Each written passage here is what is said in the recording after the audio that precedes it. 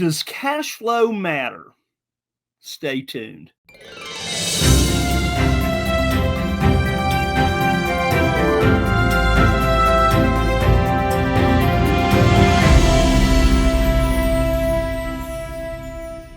Welcome to this week's edition of NoteSchool TV. Well, where every Wednesday at 11:05 Central Time, we bring you, the most up-to-date information. And we are going to do that today. Eddie has got an amazing presentation about cash flow. Okay, and we'll find out if it really matters, right? So let's do a couple of housekeeping items. Number one, make sure and like this episode. Yep, go ahead and hit the like button. Share it with your friends and your business associates. And also, if you have not subscribed to the NoteSchool TV channel, go ahead and do that. Guys, we have our 208th episode coming up here in about 2-3 weeks. So we've been doing this for almost 4 years now. So make sure and subscribe. And then number 3, hit that bell notification. Boom, hit it so that you will be notified when we're about to go live every Wednesday at 11:05. Again, share this with your friends. Keep your comments, keep your questions coming in. We love to read those. And then finally, if you'd like to know more about what we do at NoteSchool, simply go to noteschool.com/TV. Again, noteschool.com/TV. So let me bring on, founder of NoteSchool, Chief Visionary Officer, all around good guy, Mr. Eddie Speed. Good morning. Good morning. How are you, sir? I'm good. Yeah. Are you up to your eyeballs yet? we got a lot of note deals flying. So we're busy around here, but we're glad to be, and we're going to talk a lot about that as we progress into the story today. So absolutely. Let's quickly do the news for this week. So the gold standard for commercial mortgage-backed securities and commercial real estate is the TREP report. And Eddie and I were looking at this. And so the headline says CMBS, which is commercial mortgage-backed securities, delinquency rate creeps up in August of 24, with multifamily reaching a 3-year high. So the multifamily delinquency rate, Eddie, it went up 67 basis points in August, and that was reaching, 3.30 delinquency rate. And to put that into perspective, the last time that it went higher than the 3% mark was basically in July of 2021. And that was only because there was one large multifamily loan that accounted for about 54% of the type's newly delinquent total, the type being multifamily. Wow. I think there's a couple of things. I know in that article, Joe, that it said that if you counted in loans that were at maturity, that the delinquency would double. Yeah. And we are very confident that there is a lot of delinquency swept under the rug. Yes. And so it is continuing story. It's in the headlines. TREP report or Wall Street Journal or somebody every week is doing something about the bomb hitting multifamily. Now, I want to just remind you guys, you can go back more than 2 years on this show, and we've been calling this ball. Yes, now, last year, about this time, Joe, some people were just starting to believe us. Just starting to, yes. And now, all of a sudden, it's just kind of coming to fruition. We'll keep our eye on that. What is this? And Eddie, go ahead. That delinquency rate, if we did add in the loans that were beyond maturity, would be 7.21%, which is pretty healthy. Well, I'm talking to multifamily operators that will tell us the truth. Yep. On a regular basis, and they are telling me that the train is coming down the track. It's unstoppable. We're going to watch it. What does that mean? Blood in the streets, right? Well, it means we believe there's going to be blood in the streets, but it might be early to get in the game. In fact, most people think it's too early to get in the game. I know that a lot of now promoters, multifamily promoters are acknowledging the big problem. They weren't acknowledging the big problem very much a year ago, but now all of a sudden they're acknowledging the problem, but they're saying it's time to buy. Yeah. Well, not if you look at some of the things that we've tracked back and shown the distress that's happened versus the projected stress and so forth. So enough I said. had 3 in my inbox this morning. I care for 2 reasons. I care for 2 reasons. I care about the fact that this is pushing money into our business, and I care about the fact that I'm looking for future opportunity. I just don't believe it's here yet. No, you're right. You're right. All right, Eddie, we have, you've got a great presentation to go through for everybody. And guys, all I can say is put your seatbelt on, lock in, hold on, because, well, if this doesn't light your fire, your wood would have to be really wet. So there you go. All right. Well, I'm gonna share my screen here, and we're gonna just have a little working session today. We've had a lot of people ask us for a working session, and so let's just get down to some of the most basic things that we hear all the time. Most basic of questions is, why do people like notes? Like, some people like real estate, right? Houses or multifamily. Okay. And some people like notes. And I say that I'm asset agnostic, that I like whatever the market is doing well for us. Okay. So this is going to be a little bit of a comparison today between houses and notes. So let's just say that you're in the rent house business.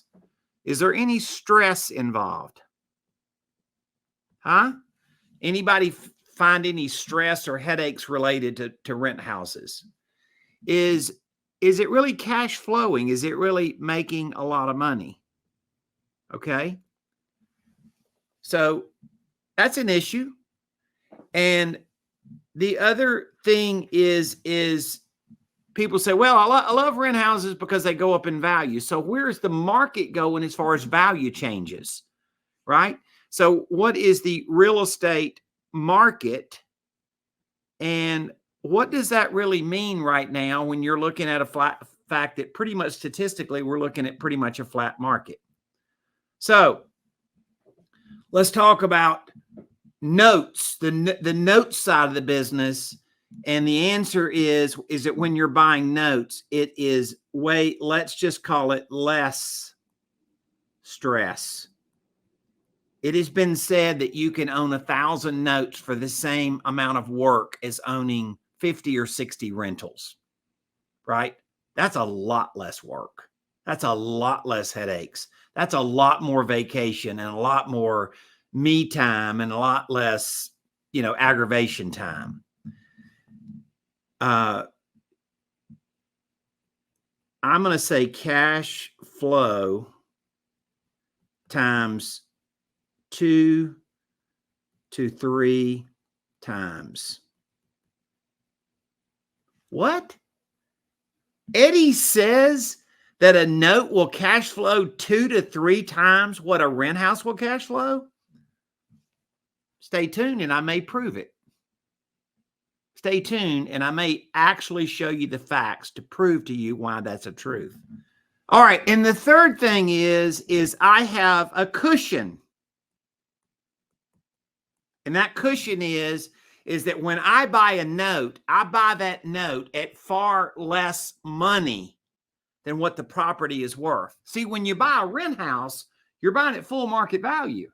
But when you buy a note, you're buying the note at less than what the property, the collateral, is worth. And that cushion factor in a market that could get soft, or God forbid, people say, well, what if the note goes bad? Oh, Eddie, what if the note goes bad? Well, I may make an opportunity out of that too. I'm not trying to take somebody's property. I'm just saying to you, from an investment perspective, from a risk management perspective, I'm safer in a note than I am in a rent house, particularly when the market goes flat. So just kind of a comparison here of rent houses versus notes, more cash, less stress, way more cash flow, and a risk factor assessment that says owning a note is safer than owning a rent house if the market gets weird on you or something happens. What is a note? A note is just simply a promise to pay. Now, we've all signed a note. We've signed a note to buy a car. The bank owns our note. We're the one paying them interest and making a monthly payment to them. The mortgage company owns our mortgage on our house. We're paying them interest and they're collecting our monthly payment. But you know, that note can be sold just like a car can be sold or a house can be sold. I bought more than 50,000 notes, paying for the note less than what's owed, buying a note at a discount. Now, I'm still legally entitled to collect the entire note, but I have the right to buy it as long as the seller and I can agree on the price. I have a right to buy that note at less than what's owed. When I buy the note at a discount, it makes my investment return, my yield, my interest on my investment, it makes that higher than the interest rate on the note. So I can actually buy a lower interest rate note at a discount and then increase my investment interest that I'm earning, my yield, to what I want it to be. So I like buying notes, but I particularly like buying notes in a market like we're in right now. NoteSchool is full of burnout landlords. NoteSchool is full of burnout landlords. Some of them are, kind of hobbyists. They kind of had a few, like, 2 or 3 or 4 or something like that. And some of them are professional landlords that have owned hundreds of rentals. But they all show up at NoteSchool with one common thread. The common thread at NoteSchool is they show up and they say, I'm tired of doing this much work to get this little cash flow. And they've seen somewhere along the way that notes could change the trajectory of things. So today, we are going to run an analysis. We're going to say you have $250,000 in your checking account. You got $250,000. It's probably not really cash, but it does make a good picture, right? So you got $250,000 to invest. What would you invest in? Oh, Eddie, I like real estate or something real estate related. So we have $250,000. We like something that is real estate related. In other words, we're not trying to go buy stocks or bonds or some other traditional, type securities or investments. And so the first thing I'm going to say is we have to do some research. So I'm very connected with a top flight real estate brokerage called Keller Williams. I very, very much respect them. I've gotten to do some pretty high training for Keller Williams people. I'm pretty connected with top real estate experts in various markets. So I reached out to my friends at Keller Williams and I said, $250,000 in these cities, what does a house rent for? What is the gross rent on a single family house? And so you can see the average in all of these cities was $1,935. So we did from Tampa to Minneapolis to Atlanta to Miami to this, and we did all these different cities. Now, there were some caveats that we didn't really get into in this training, but some people said, oh, wait, you can only buy a condo for that amount, right? Or somebody said, oh, you can't buy in the city, you got to buy out in the suburbs. So there were some restrictions about this. So $250,000 was a low enough amount of money that some of the realtors restricted what we said, but I believe this is the best market data out there. We went directly to, we had a representative from Keller Williams that went out to the ninja realtors in these markets, and they came back and they said, this is what we found out. So this is a pretty solid market research here. I think it's the best. It's not just reading data, it's reading people that are out in the field. You know what I'm saying? Sometimes data is good, but sometimes getting the word from the person in the field is even better. So I took Dallas, Texas. This is my hometown, right? And that's a rent house in Dallas, Texas. That's $250,000. That's what it looks like. It rents for $1,800 a month. This isn't in the ghetto. It's not in some unsafe neighborhood. And it rents for $1,800 a month. Okay. Now, this is a mortgage note. And I am doing a comparison between buying a rent house and a mortgage note. I'm doing a comparison. I'm saying I got $250,000. What do I buy? What could it buy me? So on a rent house in Dallas, Texas, I can get the gross rent at $1,800. But on a note, the average income on a note is way more than the average net income on a rental. $2,800. Oh, but there's more. We got to take the expenses out of a rental to get to the net income. And there's really no expenses other than call it a $32 servicing fee out of the income of a note. Pretty drastic difference in what kind of income you can make on a rent house versus a note. So sometimes these notes are inexpensive. These are two real examples. I'm going to show you several examples today, but these are two real examples that my team literally just worked up. These notes, cumulatively, the notes cost $249,000. But the income on these notes, wow, $2,600. Right? Now, by the way, the collateral is worth way more than what we're paying for the note. So people say, God forbid the loan went bad. Let me tell you something. That is way more than I'm paying for the notes. That's what the properties are worth. That's not what I'm paying for the notes. So this is I'm the bank, right? This is my collateral. I don't own the property, but I own the mortgage and I have the right to receive the payments. And if God forbid they defaulted, then this would be my collateral I would lean back on. This would be what I could repossess. Okay. So this is $249,000. And my team assures me, Eddie, this is average. This isn't the crazy extreme. We looked at some examples earlier the last couple of days, and I said, no, don't use that example. It's too unbelievable. It's too good. Okay. And then we looked at some and say, well, no, that's a true example, but that's on the low end. That's the 1 in 20 that has a lower cash flow.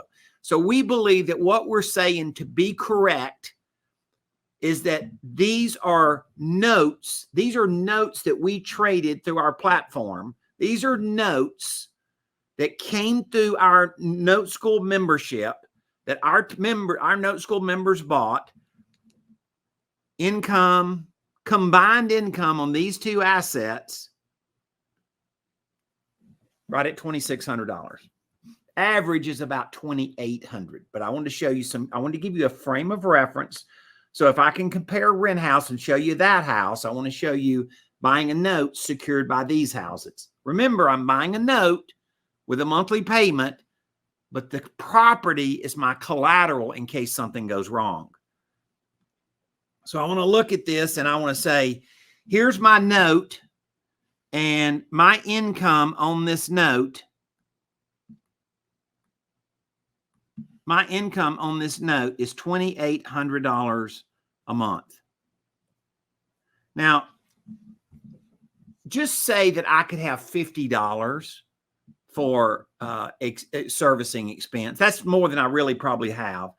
And now I have now I have this rent house, right? So on this rent house, I've got an investment, but it's going to net, or it's going to gross rents of $1,800 a month. But you know what? When I take the cost out, the expense out, I'm going to net $900 for my investment of $250. $900 net income. Or I can buy a note and I can net $2,750 income. $2,800 minus $50 cost of servicing equals a net income of $2,750 a month. So listen, here's where the rubber meets the road. I can net $900 or I can net $2,750 to own a note. So which would you rather do? What makes the most sense to you? Would you rather have a rent house, a rental, or a note? You get to pick. You get to pick. But I will tell you this, there's a whole bunch of people that have already been down that road that have jumped the fence and says, I want this. Because it's hard to deny the cash flow on a rental versus the cash flow on a note. About $900 net income, net, not gross. We see about half of the money you get in rent, you got to go pay back out the door. It goes to taxes and insurance and maintenance and rehab and redo and re-rent. Yeah. Air conditioning, roofs. Yeah. All that. Anybody that's owned rentals knows this to be a truth. It may not go out at the end of every month. It goes out though over time. But with a note, you're the bank. You're not a landlord. You don't own the house. You own the mortgage and they pay you the mortgage payment on the house. And if you could run the net income on that, a lot of people like $2,750 a month better than they like $900 a month. Now, I know there's other arguments and we can, in a longer time and a long cash, but if cash flow matters, less stress matters, less time to go fool with your investment on your part-time gig. Maybe you got a busy day job, or maybe you're retired, or maybe you just want to own more deals. Like I own way more notes than I could own rentals for the same employees, like way more than 10 times. If I had as many employees for notes, I mean, for rent houses as I do to own the amount of notes I own, my company would be much larger overhead, much larger headaches. Just takes a lot more people power, right? So that's really a pretty big deal that you look at it in that scenario. So what I wanted to do is I want to show you just quickly some examples. So I'm going to just use my little red pen here. This property, this is in Mississippi. This is up in the Mississippi Delta. This is in Clarksdale, Mississippi.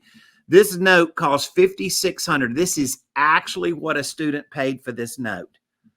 The income, the monthly income on this note is $607 a month. So see, it's a $57,000 note that threw off an income. Oh, and by the way, there's 270 payments remaining. This isn't like it's going to pay out in 3 years, right? Here's another one. This is in Vidor, Texas. This note cost $102,000. The collateral is worth $125,000. Long-term payments remaining, 349 months, and the payment is $1,060 a month, right? So this is a long-term note. Its cash flow isn't as big. We wanted to have fair time to show you this. Here's a property. This is in Orange, Texas. And this note cost $84,000. It throws off $845 a month. It's a long-term note. The remaining term is 332 months, and the underlying collateral is worth $115,000, right? Here's another one. This is in Dallas, okay? This property is worth $160,000. This note costs $60,000. What? I'm paying $60,000 for a first mortgage on a house that's worth $160,000? Yeah. And by the way, for that $60,000 investment, you're getting almost 300 payments at $800 a month.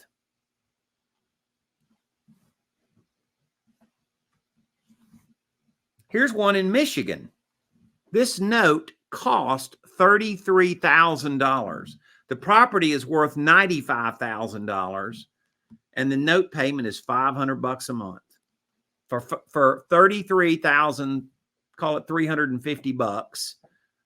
Your payment is $500 a month. This is in New Braunfels. This is down by San Antonio, Texas. The property is worth a lot of money. The note costs way less. The note costs $339,000 and it throws off $2,100 a month. Okay, so the note payment on one note is $2,100 a month. Here's one in Indianapolis. This has an incredible cash flow on it. The property is worth $185,000.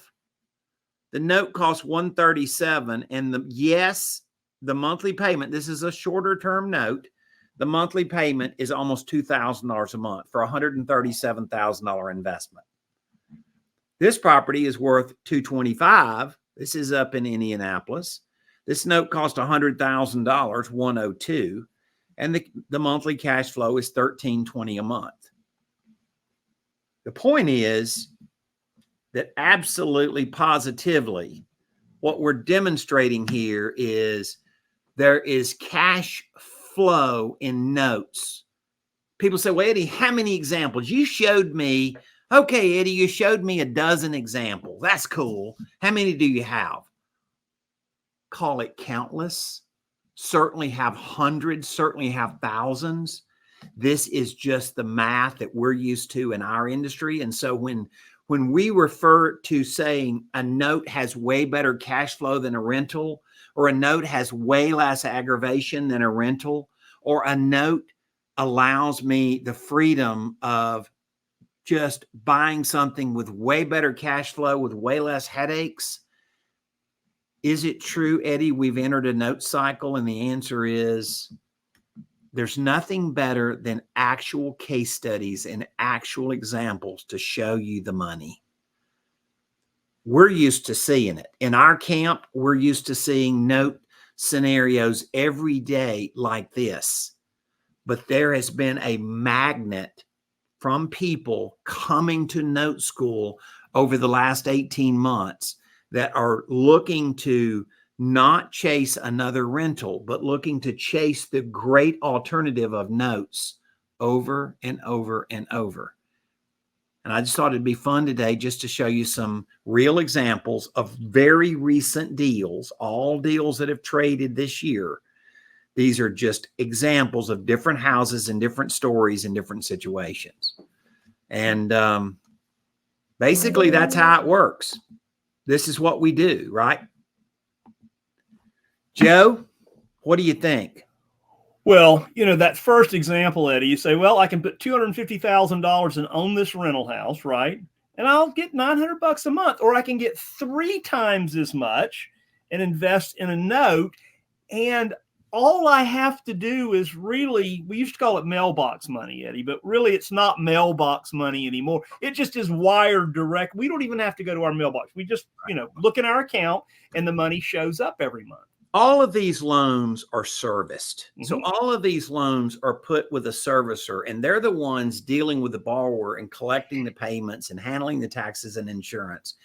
And then our Note School member is just getting a check every month. That's it. And a lot of these loans that we source, they come from professional real estate investors. So they create multiple notes, and we've kind of got a gathering system. We have a harvesting system to go find what we believe the best notes in the market. These are all seller finance notes. Yes.